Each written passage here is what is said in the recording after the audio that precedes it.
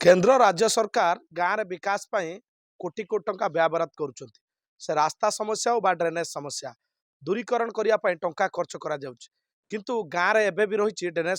समस्या ପାଇଁ लोक विभिन्न असुविधार सम्मुखीन होउछन। एक प्रकार नदीर भ्रम सृष्टि होउछि। आमे राजेंद्रपुर पंचायत रहिछु जोठी दीर्घ वर्ष हबो जे ड्रेनेज समस्या अव्यवस्थार चित्र सामना को आसुछि। आपन से चित्र कैमरा पर्सन देखैबे आपन देखंतु ये रहउछि राजेंद्रपुर पंचायत देवपदा गाँव चित्र देखुवे ये पाखापाखि प्रत्येक गाँव लोक ये यातायात करते प्रत्येक दिन शह शह लोकंर यातायात हुए मुख्य रास्ता कहुपे किंतु आप देखुवे ये रास्तार मात्र असहाय वर्षार आपड़ कि पा जमी रही फल रोग व्यापा सहित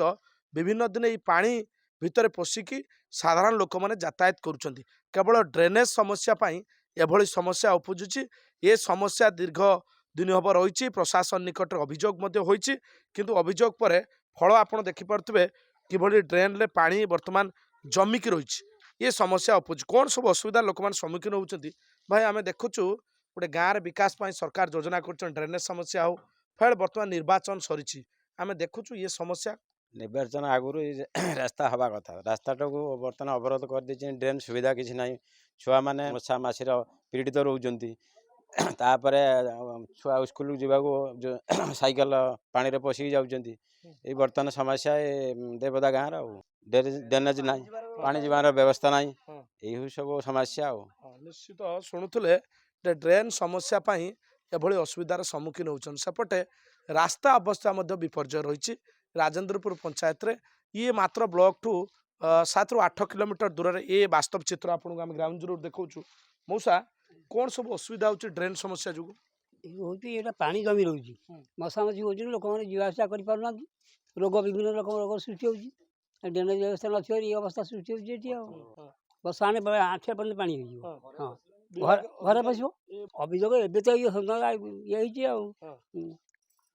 निश्चित शुणुले जे रोग बैराग व्यापा सहित आप देखुवे वर्षा दिन में जदि कह विभिन्न रोग व्यापे कहीं झाड़ाठू आरंभ कर ज्वर होता है ये डेंगू रोग आक्रमण हो पारती एभली पानी जदि जमिक रुहे आप देखु से चित्र एभली अवस्थार लोक मैंने रोचे आम देखा कैमरा पर्सन आपको देखेबे से चित्र देखो ये घर दुआर मुहर बाहर एभली अव्यवस्थार लोक मानू रोयापाई पड़ुची एक प्रकार जो माने लोक प्रतिनिधि कहतु बा प्रशासनिक अधिकारी के अभियोग होउची किंतु फलस्वरूप कौन परिवर्तन करा जाउना रास्ता बा ड्रेनेज समस्यार दूरीकरण करा जाउनी। हम जन युवती अच्छा आप कॉलेज पढ़ते पाठ पढ़ा जाउछंती कौन सब ये जो पानी जमीवा सब असुविधा ड्रेन पे प्रथम तो घर बाहर बेलू घर ही बाहरी होनी माने थरकर वर्षार आमर एति पानी आगू तो आम वर्षा दिन आसुची रेगुलर वर्षा हम तो आम टोटाल घर ही बाहरी पारूनी एठू पानी आसिक सेठू जाऊँगी घर को यही आम घर सब प्रोब्लेम होची पानी जमी रहा द्वारा मशा मलेरिया सब हम किसी दिन 7-8 दिन रहा पर दुर्गंध भी बाहर घर भी रही भी होनी नुआ रास्ता काम है यहाँ उंचा होता द्वारा पानी क्वाटी कुआड जापारुनी तेणु से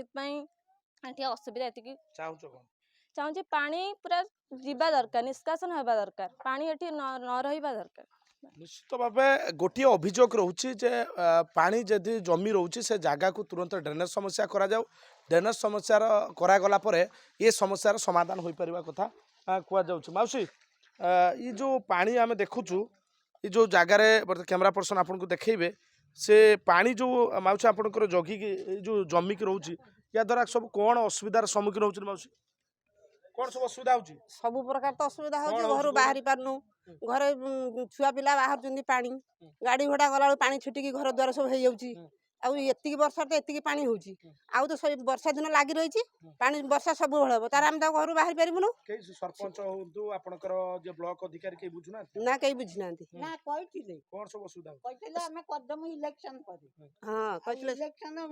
पर तो ए पर्यंत आसिले नहीं आ इलेक्शन पूर्वरु सरी गला इलेक्शन तापर तो ये कहीं तो आउ एतिर मत दउना तेणु करके आम घरे भी पानी बसीगलानी आम पर्सनाल जगार आम आउ कौन कह खाली निर्वाचन समय आज्ञा आपण कहीकि चल जाऊँ आम करदमु सब समस्या समाधान नहीं मुख्य कथा समस्या समाधान करना तेणु करके आम जिते असुविधा पड़ना आम कहमु क्या कही पार्नु तेणु करके ये कथा जब सरकार न बुझ ତାନେ ବୁଝିବ କିଏ? ନିଶ୍ଚିତ ଭାବେ ନିର୍ବାଚନ ସମୟରେ ଲୋକ ପ୍ରତିନିଧି ହୁଅନ୍ତୁ ବା ପ୍ରଶାସନିକ ଅଧିକାରୀ ମାନେ ଆସୁଛନ୍ତି ବିଭିନ୍ନ ସମୟରେ ଲୋକମାନଙ୍କ କତିରେ ପହଞ୍ଚୁଛନ୍ତି ସମସ୍ୟାର ସମାଧାନ ପାଇଁ ପ୍ରତିଶ୍ରୁତି ଦେଉଛନ୍ତି କିନ୍ତୁ ପରବର୍ତ୍ତୀ ମୁହୂର୍ତ୍ତରେ ଯେ ପ୍ରତିଶ୍ରୁତି କେବଳ ପ୍ରତିଶ୍ରୁତିରେ ହିଁ ରହିଯାଉଛି। ଆମେ ଦେଖାଉଥିଲୁ ଇଏ ଦେଓପଦା ଗାଁର ଚିତ୍ର ଦେଖନ୍ତୁ କିଭଳି ଅବ୍ୟବସ୍ଥା ଭିତରେ ଏ ଗାଁ ରହିଛି ରାସ୍ତା ସମସ୍ୟା କୁହନ୍ତୁ ଡ୍ରେନେଜ କୁହନ୍ତୁ ବା ପାନୀୟ ଜଳ କଥା କୁହନ୍ତୁ ସବୁ ଭିତରେ ଏ ଗାଁଟି ରହିଛି କିନ୍ତୁ ବ୍ଲକଠୁ ମାତ୍ର 7ରୁ 8 କିଲୋମିଟର ଦୂରରେ ଏଭଳି ଅବ୍ୟବସ୍ଥା ତୁରନ୍ତ ସମସ୍ୟାର ସମାଧାନ କରିବା ପାଇଁ ଗାଁ ଲୋକ ଦାବି କରୁଛନ୍ତି ନଚେତ୍ ଆଗାମୀ ଦିନରେ ଗୋଟେ ଜନ ଆନ୍ଦୋଳନର ପରିଣତ ବୋଲି ମଧ୍ୟ ଚେତାବନୀ ଦେଇଛନ୍ତି। ଭଦ୍ରକ ଭଣ୍ଡାରୀପୁର ଦେଓପଦା ଗାଁରୁ ସତ୍ୟବ୍ରତ ପ୍ରଧାନ, ନକ୍ଷତ୍ର ନ୍ୟୁଜ୍।